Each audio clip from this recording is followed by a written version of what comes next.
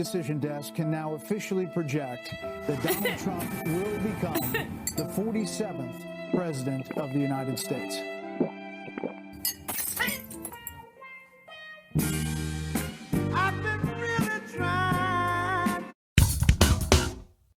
Following the election of 2024, many people are actually waking up to the lies the media has been spoon-feeding them for years. I mean, after all, we've received a steady diet of race-baiting and fear-mongering, all in the hopes of swaying the public against Donald Trump. However, now that the election is finally over, many people from the left specifically are able to come out and admit what the heck was wrong with Kamala Harris. But the first thing we want to do is highlight this clip from Joe Rogan, where we talk about how far the Democrats have fallen, how much they have changed. But before we get to these videos, please like and comment so we can break through the algorithms. Here we go. What you're seeing with Trump, regardless of his flaws, what you're seeing with Trump, regardless of flaws, is a massive, concentrated PsyOp. They've distorted who he is to the point where most people think that way. Most people think that way. They've had narratives. What is a PsyOp? I keep hearing that. Psychological operation. Whoa. Where they've decided to distort people's perceptions of things. Yeah, when you tell like an older liberal that like the Obama deportations were higher than the Trump deportations, they go, no, what? No. And you go, no, let me just Google deportations, Obama versus Trump. And you go, it's lower. They go, wait, what? Like, here's 19 straight articles saying that I'm right. And they go, that doesn't make sense. And you go, right. Focus on what's giving you the reality of the world. Check this out. Jamie, go to that Hillary Clinton thing that I texted you today. JMO. This one is wild. This is Hillary Clinton in like 2008, and Hillary Clinton saying some wild MAGA type shit about. Oh, she used to say the wildest shit. The wildest shit about illegal immigrants. Wasn't she? Hold on, go back from the beginning. Do it from the beginning. That's the beginning. It's okay. Do it from the beginning. But want to hear it. We got to have tough conditions. Tell people to come out of the shadows. If they've committed a crime, deport them. No questions asked. They're gone. If they. She's a Republican. If they've been working and are law-abiding, we should say, here are the conditions for you staying. You have to pay a stiff fine because you came here illegally.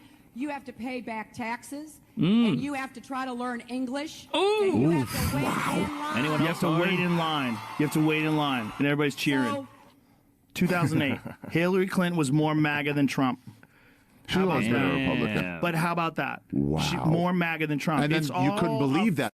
Illusion. It really is amazing to see how much the Democrat Party has actually been taken over by the woke left, because just a few short years ago, we actually agreed a whole lot more on several aspects of the border than we do now. Basically, all Republicans want to do is not have a pathway to citizenship, have a robust guest worker program. But what did the Democrats believe when they were actually much more sensible on this topic? Oh, we're going to kick out the criminals, have all of the illegals pay fines, and of course, move to the back of the line if they want to go ahead and apply for citizenship.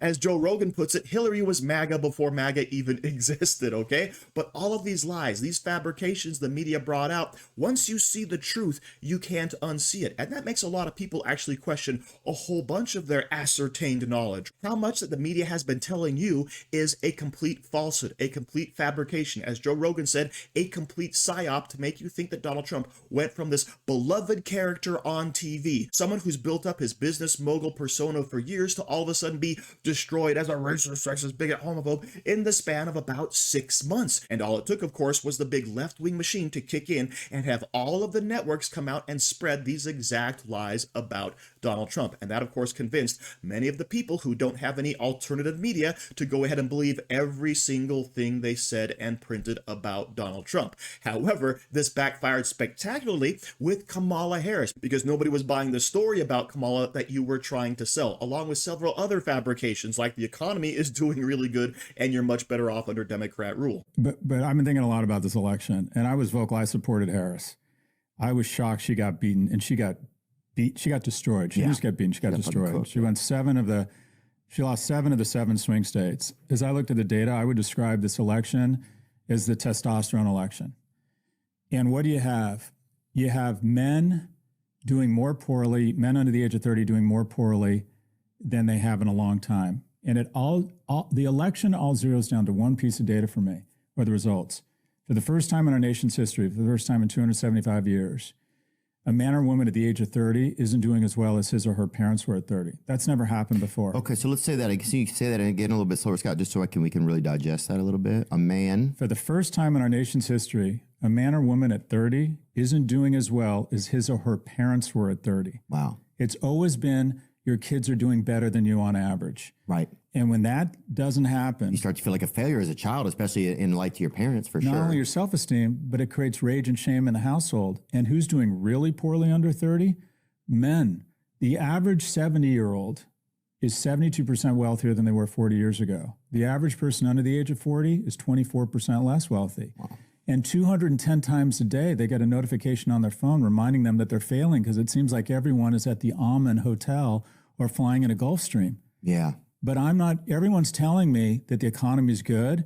I keep hearing about crypto going to $80,000, stock market hitting 71 highs in the last 12 months. All these things are true. But I'm living at home and I can't afford rent. But when your kids aren't doing well, you're not interested in hearing about territorial sovereignty in Ukraine. You're not interested in talking about trans rights. Your kid isn't doing well. And when your kid isn't doing well, you don't want change. You don't want a Democrat. You not only don't want change, you want disruption. You want chaos. Oh, yeah. And you want some of that, what I'll call male energy back. And look at how Trump positioned himself. What did he do? Crypto, embrace of cars and rockets, Elon. What medium? Did he go on MSNBC and CNN and Fox? Went to UFC fights. And he went on podcasts. Your podcast. Yeah. I wonder if that affected a lot. I don't know. Oh my gosh, are you kidding? So while it's true that Donald Trump completely destroyed Kamala Harris with the male vote, and of course that's all because the left has been attacking men for years, right? You're part of the patriarchy, toxic masculinity, the male gaze. Simply for being born the way you are automatically guilty of some type of thought crime against women, okay? But aside from that, Trump made gains with pretty much every voter demographic. He actually gained among women. He gained among Asians, Latinos, black males. The only group he didn't really gain among was black women, okay? So pretty much everyone in the country shifted towards Donald Trump, and that includes blue states, which of course led to his popular vote win as well. So everyone loved Donald Trump because they remember his economy, of course. We've made this point several times. But what's pointed out here really well by Scott Galloway is the simple fact that even though people are out there painting a very rosy picture about the economy, yes, the stock market was going up. Yes, crypto was booming. Were you able to take part in this economy? And the answer, of course, is no, because even though these big, huge mega cap corporations are doing well, who are their primary investors? It, of course, is all the very wealthy people. So yes, the rich were getting richer while the poor were getting poorer. That mantra the Democrats and left love to say was backfiring on them because now we're facing the reality of what the left really stands for. Prosperity for the elites with no way the middle class could gain on any of that momentum. So by Donald Trump coming out and having a targeted message to a targeted audience, everyone in the country basically followed along, and it was wonderful to watch. However, Kamala Harris's campaign made some huge missteps. Let's go ahead and check that out.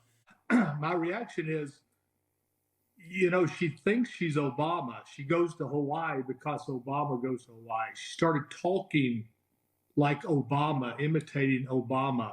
She is not Barack Obama. She has no talent. She can never run for president again. She ran once and got 0 delegates. She got 8% of California. I begged them not to put her up. She was going to be tethered to Biden no matter what. That was a zero-sum game for her. But she thought that all these votes were for her. They were not. The votes that she got were people voting against Trump. And the votes that Trump got were the people voting for Trump. What the Harris campaign should have done, instead of avoiding Joe Rogan and podcasts, it turns out that Barron Trump, who looks like a runway model, was telling his father, you need to go on podcasts. You need to go on Joe Rogan. He was 3 hours late to a rally because he was doing Joe Rogan because that was so important. So Barron Trump is a lot smarter than everybody in the Harris. They said they didn't go on Joe Rogan, the progressives around her. You heard what Carmel said. The progressives didn't want to go on Joe Rogan. Look, if I'm running, I'm going on Joe Rogan. I'm living on Fox. That's how you change minds. They played hide the ball. They lost badly. She should go away and never, ever come back. She spent almost $2 billion. They're raising money this week to pay off the debt. If you can't run your campaign, you damn sure can't run the country. That is an excellent point. Kamala Harris was going to fix the economy. She was going to make everything better, but she couldn't even budget her own campaign. She had close to $2 billion and blew through it in what, 4 months? Truly amazing, right? If there was an award for failure, she would win that one. At least that's something she could win, okay? But the point is, Donald Trump knew how to maximize his influence. And yes, Barron Trump, who apparently looks like a runway model, is giving his father very good advice. Hey, go on these biggest podcasts. They would be happy to have you. They'd love the ratings, and it doesn't cost you a dime except for airfare, right? That made perfect sense to Donald Trump, which is why he did it. But Kamala Harris, oh, what does she do? She spends millions of dollars on people who are already friendly with her, because that's how the Democrat Party rolls, right? You're going to scratch each other's backs, you're going to spread out that money that people are donating and contributing, and then everyone benefits except for the American people, okay? So this has been wonderful to watch. I love the dissection of the Kamala Harris campaign, because everybody, in hindsight, can see exactly what she did wrong and exactly what Trump did right. So thank you very much for watching. Don't forget to like, share, comment, subscribe, and stay safe out there, people, because they're coming after you.